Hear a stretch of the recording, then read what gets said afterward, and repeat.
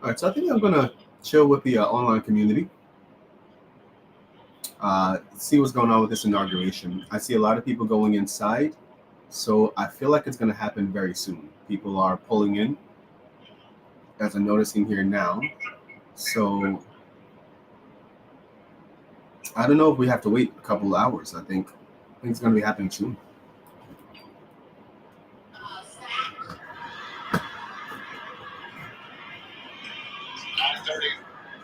9:36 here, so I heard it started at noon. Noon, you heard that too?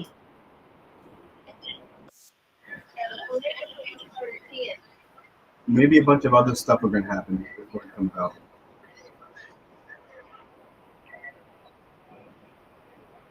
Let me get everything. 12 o'clock.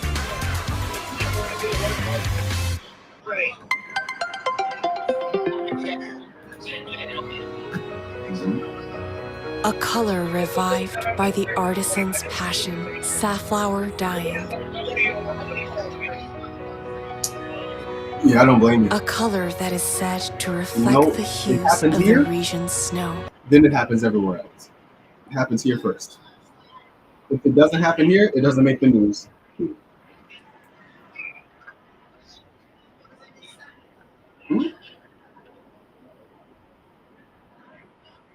Glenn and Hyde disappear while attempting a record-breaking journey down the Colorado River. Their bodies never found. Then, almost 50 years later, in 1976, human remains are discovered at the... Have heard about the inaugural address today would suggest that he is going to take option B. Senator Amy Klobuchar walking Donald Trump and Joe Biden out of the White House. I think this is live. I see Trump and Biden. Joe Biden leaving office after a single term as president, following they're two getting terms into as a vice motorcade. president. Donald Trump, for the second time, taking over as president, only the second president in history to do it in non-consecutive terms. We tend to get little snippets many years after the fact as to what happens between outgoing and incoming presidents on these car rides. But this is a very unusual part of this day in terms of the personal dynamic between these two men. Good morning, guys. Good morning. Good morning. Apologies, my sound is a little off. I apologize. I'm working on it. I'm ordering a microphone. Hopefully that will help. But good to see you. We got the UK in the house over there on YouTube with us. Are you on YouTube with us? Yes. Juan in the building. Good to see you, Juan. Good to see your skin. Mom's doing okay. She's doing all right.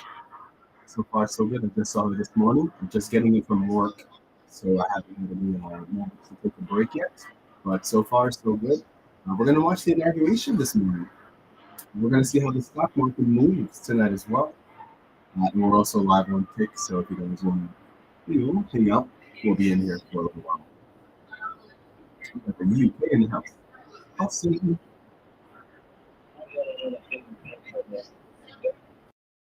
Like the last couple of weeks, so it is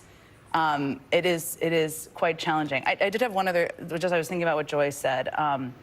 In that, I feel like one of the things I've been thinking about, just having been there for so many transitions, is this evolution of my own perception, maybe all of our perception of like Trump's power. Because when he was elected, it was this shock, and it was, what is he even going to be able to do? How is he even going to be able to govern? They weren't ready to accept our binders. They didn't know how to approach governing. And he was very much felt like the outsider looking into Washington. And now, and there's so many symbols of this today, he is kind of the insider deciding who is on the inside of Washington. And that is a very strange evolution. I mean, he has become Washington. He's long been the leader of the Republican Party. Maybe he's become the swamp. But that there are so many times where we doubted his rise again to power. And today it is a reminder of that. Well, I guess the only thing that I think is different is it's not this skillful grabbing of the levers of power. It's changing the definition of power. Yeah. To harken back to your open, Rachel, it's not skillfully saying, now I know how to negotiate Mideast peace, and they've been very involved on that one issue. But it's saying on day one, I'm going to challenge whether the Constitution applies to me and whether the laws of the land apply to me. So it's actually grabbing the levers of power and shattering them as well, and testing on day one whether the Constitution, and we've had glimpses into this, that I'll be a dictator on day one. That's not an investigative journalism finding. That's a declaration on Fox News to Sean Hannity, who said, "You don't mean that." He said, "Oh, bleep, yeah, I do." And then testing whether the laws of the land apply to him. Again, not something unearthed in a FOIA, but something he posted himself on his own social media platform and saying, "I will ignore the laws upheld by the members of the United States Supreme Court in the ban on TikTok." In terms of the visuals that we're seeing here, you see sort of sparse crowd of pro-Trump, seems to be pro-Trump supporters on the side there. We also passed the empty stands, which would have been for the risers for people to watch the inaugural parade. The inaugural parade will not happen outdoors. Chris? Yeah, I mean, I feel like one of the things that we're all wrestling with, and Jen, I think you articulated as well, is there are sort of two twin impulses at this moment. One is to observe dutifully with fidelity the traditions of the peaceful transfer of power, because that's precisely the part of the constitutional order that Joe Biden, the Democratic Party, the pro-democracy part of the country wants to see upheld, and at the same time not pretending that what's happening isn't happening. And I think those are two impulses at tension with each other. One of the things that I think I've seen a little bit in terms of people talking about this day is that someone winning a national election, it's important that they be given the tools through transition to govern the country. It's important that we have a peaceful transfer of power. In fact, I think it's important the sitting president is sitting in that car right now with the incoming president. It's important that he's there. But that also doesn't mean that the criticisms of him were not right. It doesn't mean that civil society can't express dissent. It doesn't mean all of those things. We've had presidents before who were reelected, Richard Nixon, George W. Bush are two I think of, who in the end ended up leaving the office where what the critics had said about them, I think, was largely borne out. And so both of those things can sit next to each other. The sort of traditions of the peaceful transfer of power that we're witnessing here, which are important to observe, and it's important the president of the United States right now is in there with the incoming president. I think everyone understands the importance of that. But it's also not the case that people have to go out of their way to pretend that what is happening isn't happening. It's also just, I should just note, a remarkable thing that we're seeing here is an empty Washington DC. Yeah, it is. Aren't there hundreds of thousands of people there? Yeah, I mean, you can see some people there on the side. It's sort of sparse. There are some Trump supporters who are there, but there are not very many people there at all. And the protests are also not visible in large numbers. We saw the People's March this weekend in Washington, which did have thousands of people at it, but nothing on the scale that we saw in 2017. But also Trump supporters there in much smaller numbers. And that may be because the inaugural festivities have been moved indoors. But honestly, I expected this. Somebody there with the Ukraine flag. I doubt that's a Trump supporter. I expected this shot that we had here to be 20 deep on both sides of the street the whole way up, and it's really not. It's an interesting thing. It reminds me a little bit, forgive me for making this analogy, but it reminds me a little bit of the predictions of mass crowds for Trump at each of his indictments and court proceedings. And we saw these small little gaggles of people. Certainly his supporters turned up, but not in numbers that were anything like you would think from the discourse around it. And also, Joy mentioned this before, but the coldest morning I've ever spent in my life was 6 a.m. to 1 o'clock on January 20th, 2009, when it was about 20 degrees out, and it was so cold, and there were hundreds and hundreds and hundreds of thousands of people in the streets, freezing. I mean, truly freezing. So, it's cold there. It does speak a bit to the sort of lonely progress of oligarchy, right? I mean, MAGAism isn't a mass movement. It isn't a broad movement among the American people. It's a movement about a third of American adults. It's not a movement of great popular culture. I think Snoop has found that out over the weekend, and Nelly have found out that, oh, wait a minute, it isn't a broadly beloved movement. And I think this kind of speaks to it. And when you think about it, it is a movement driven, in some sense, by people like Leonard Leo, who constructed the court that immunized Donald Trump from criminality. Essentially, they said Trump essentially is the king. But throughout the history of monarchies, kings have not always been wildly popular.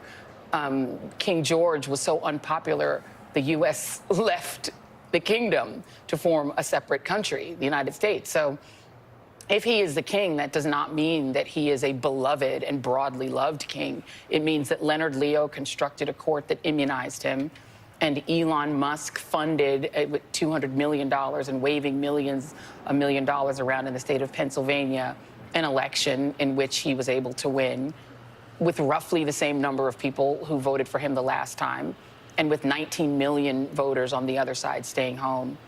It's some sense, it's a Pyrrhic victory, I think, for him in terms of his need. If you talk to people like Mary Trump about what his needs are emotionally, that he wants the love and adoration of the American people, but you can't buy that with Elon's money.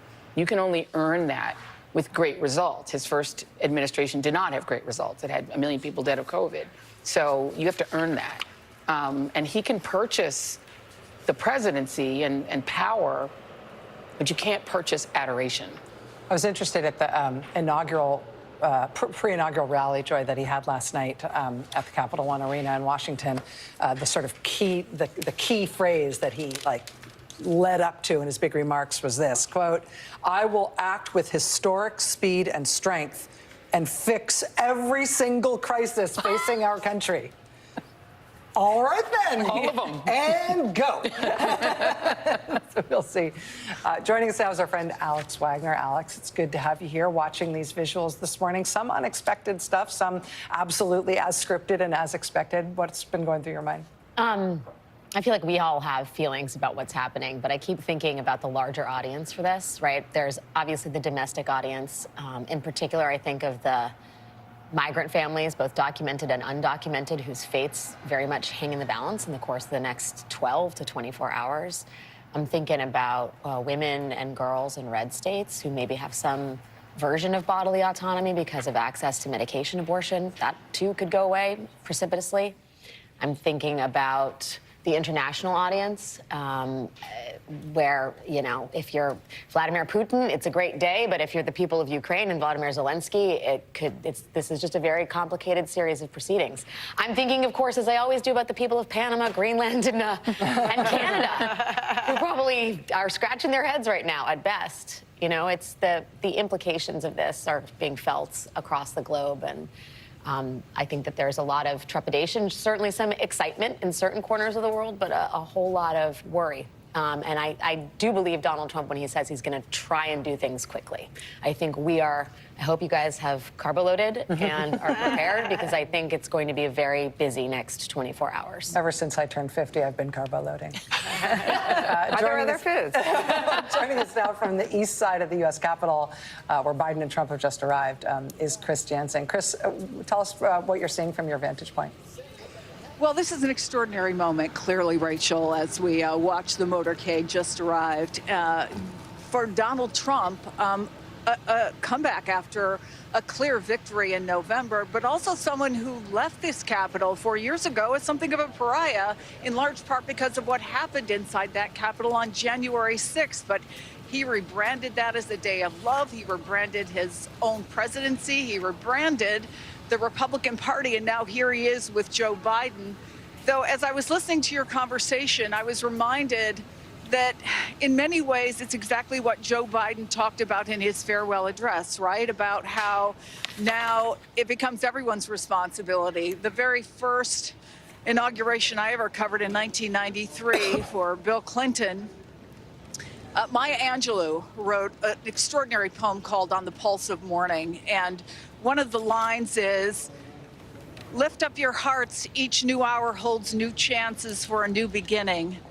Do not be wedded forever to fear, yoked eternally to brutishness." It feels very much like the same message that Joe Biden was sending. And so while, yes, this is a moment where he is showing his belief in the Constitution and traditional norms, him being here, Barack Obama, George W. Bush, Bill Clinton, more than photo ops, Mike Pence being here, the two women that Donald Trump defeated, Kamala Harris and Hillary Clinton.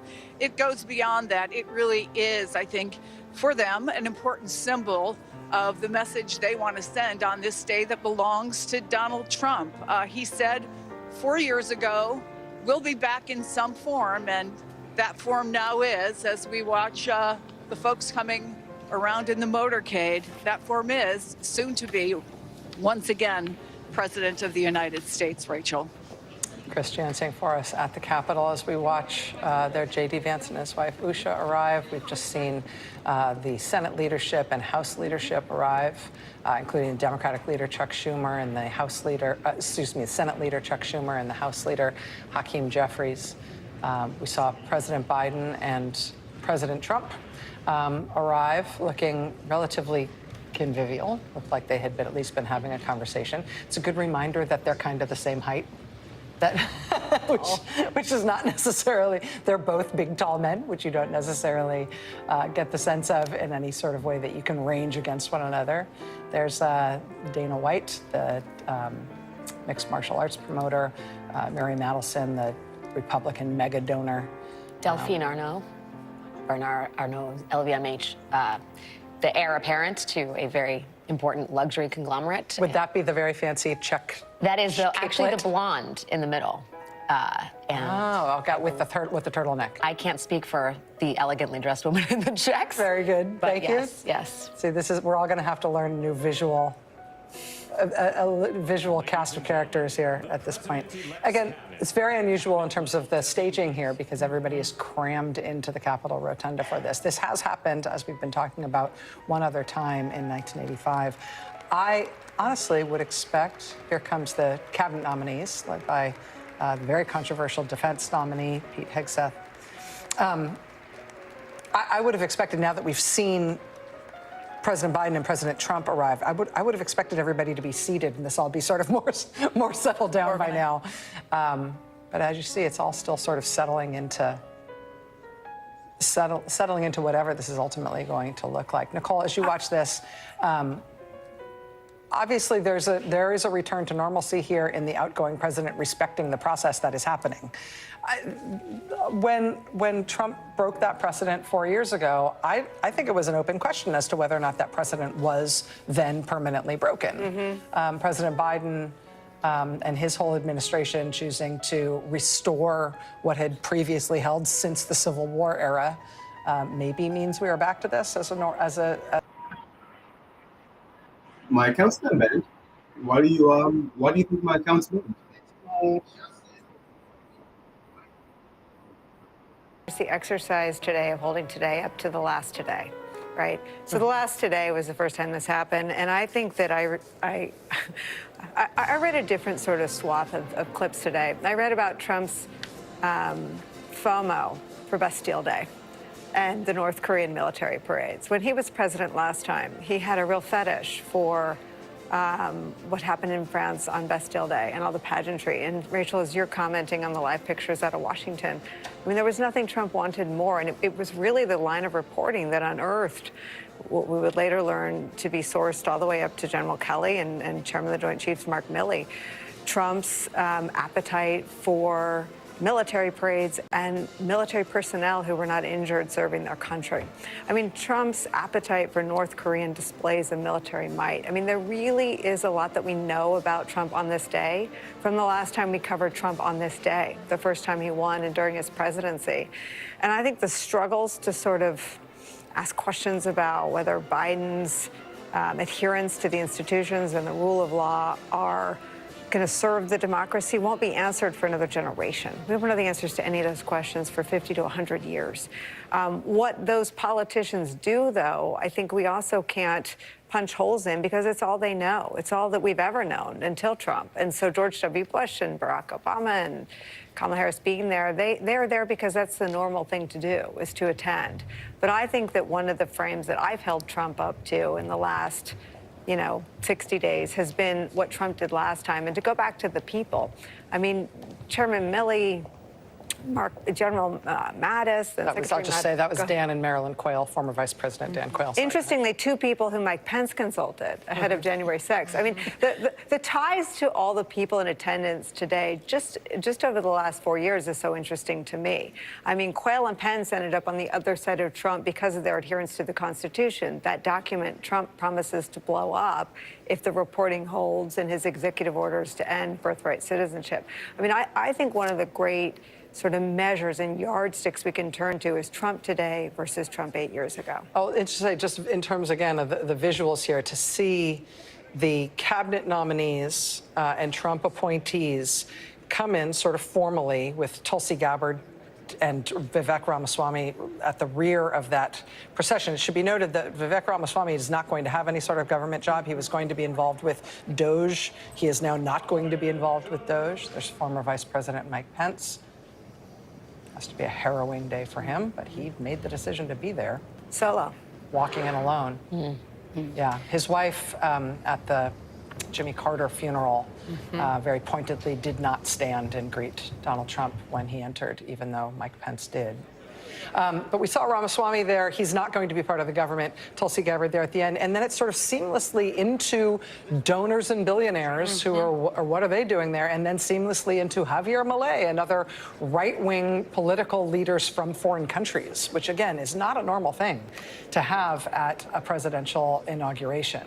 But seeing all of those people essentially as an amalgam, which is the way they're standing there today, is itself a bit of a visual metaphor for this strange moment that we are in. Elon Musk. And ensuring that they are not chilly. They're all there without their coats, without their overcoats on, to make sure that they're comfortable. One mustn't allow the super wealthy to be cold. I'm just noting that on this day, retired Capitol Police Sergeant Aquilino Gonell issued a statement because, you know, the other juxtaposition to Nicole's point is the today of 4 years ago, when Donald Trump did not attend, when everyone did have to stand outside, when there was actually they didn't get to do a lot of the events because of COVID, so there really wasn't a lot of ceremony. But he issued a statement today saying, on January 6, 2021, I was just doing my job and fulfilling my oath to defend this country. American citizens attacked the Capitol, injuring me and my colleagues. My colleagues and I protected all elected officials, regardless of what party they belonged. I, an immigrant, nearly lost my life defending the Constitution and the rule of law in the building that President Trump will walk through to be sworn in. And the fact that he needed a preemptive pardon, that he and other police officers who defended this Capitol had to, on today, thank the outgoing president for pardoning them for no crimes. And for simply doing the job of defending some of the very people in this room it is something to note on today. Tom Cotton and Bernie Sanders preferring their phones to conversation with one another as they sit there together. That's a choice. Just watching this, to Joy's point, it's striking. We don't typically, of course, see the inauguration in the Capitol building, and just the role of the building itself in history. I mean, I've lived in Washington on and off for 20 years. Many of us lived there at different times. In a city of small buildings, this is a building everybody knows that is a big building. And even today, as we were watching Trump and Biden, we couldn't see them, but watching their car move, I mean, before they got in that car, Joe Biden preemptively pardoned members of the January 6th committee, people who had investigated the attack on this very building. We don't know what's going to happen, but after this, the incoming president might pardon the insurrectionists who walked into this building. And so the bookends of this day just do tell the story of just the strangeness, the abnormality about this moment in history. The crowd at the Capital One Arena that's watching this just on screens like the rest of us are at home reportedly booed when Mike Pence was seen to be walking into the rotunda tonight.